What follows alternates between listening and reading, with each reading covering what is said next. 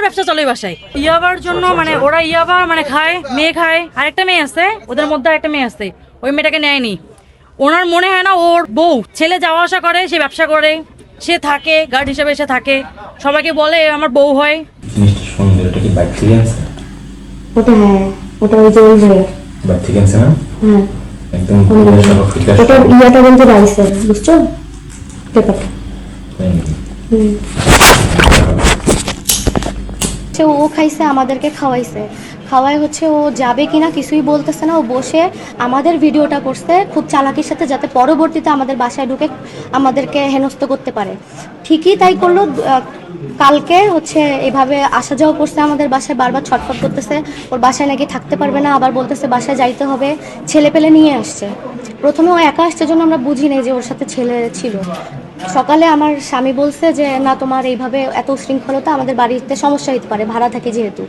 সাবলেটে একটা মেয়ে ছিল, ও কিছু ছিল না, ও শুধু আমাদের সাথে কিছুক্ষণ বসেছিল, যে নতুন মেয়ে আসছে যেহেতু আমরা স্বামী স্ত্রী, এই কারণে মেয়েটা কিছুক্ষণ থাকার পরে ওর খারাপ লাগছে, ও চলে গেছে ওর রুমে।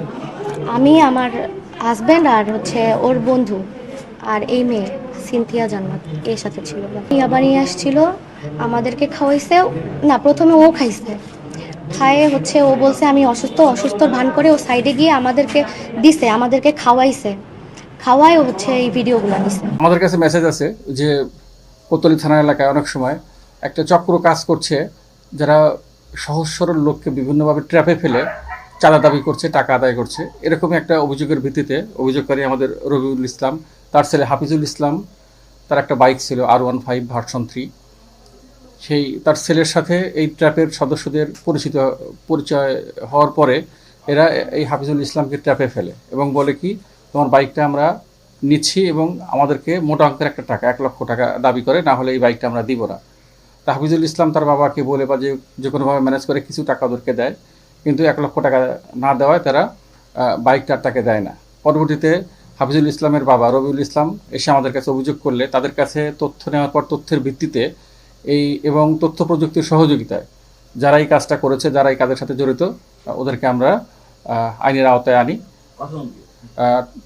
আমরা টোটাল 7 জনের নাম পাই, এর মধ্যে আমরা আইনের আওতায় আনি মানে 5 জন। এই 5 জনের কাছে জিজ্ঞাসাবাদে দেওয়া তথ্যের ভিত্তিতে আমরা জানতে পারি বাইকটি কুড়িগ্রাম জেলায় রৌমারী থানায় আছে এখন।